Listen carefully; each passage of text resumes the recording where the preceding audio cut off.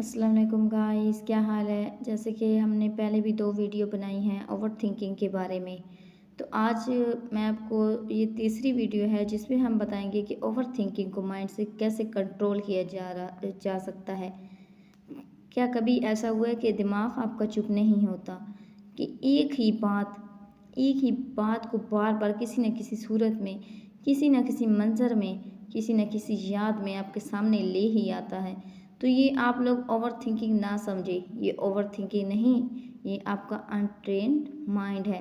क्योंकि ओवर आप लोग एक ही बात को बार बार अपने दिमाग में दोहरा रहे हैं, बार बार उसका मंजर आपके सामने आ रहे हैं, आप उसको समझ नहीं पा रहे। तो ये ओवर थिंकिंग नहीं, अनट्रेन्ड माइंड है। तो आज की वीडियो में हम बात करेंगे कि ओवर थिंकिंग को खुद पे हावी होने से कैसे रोका जाए, ओवर थिंकिंग से कैसे बचा जाए। तो टिप 1 है कि दिमाग को समझो। ठीक है, जो दिमाग बार बार बातें दोहराता है वो आपकी पहचान नहीं है।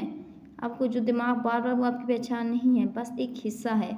आपके ख्यालात आपकी हकीकत नहीं है।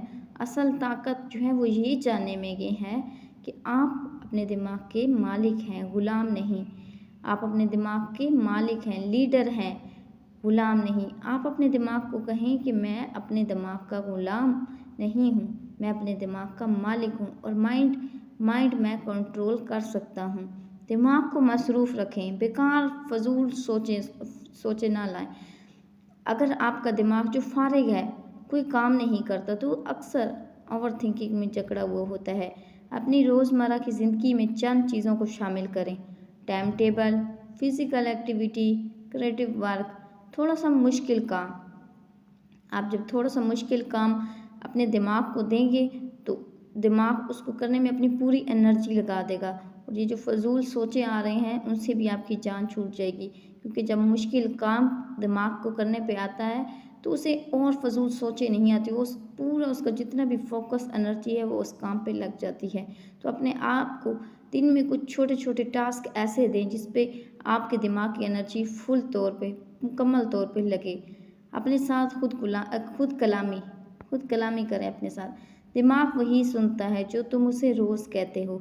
अगर तुम खुद को बार बार यही कहोगे कि मैं नाकाम हूँ, मैं कुछ नहीं कर सकता, तो दिमाग भी आपको वही कहेगा, वही दोहराएगा। लेकिन अगर तुम रोज़ अपने लिए एक अच्छा जुमला बोलो, जुमलों का अच्छा चुनाव करो कि मैं बेहतर हूँ, मैं पुरएतमाद हूँ, ये सोचें आपकी नई हकीकत बन जाएगी। अपने आप को एक पुरएतमाद इंसान माने कि मैं बेहतरीन इंसान हूँ, मैं जो चाहूँ कर सकता हूँ।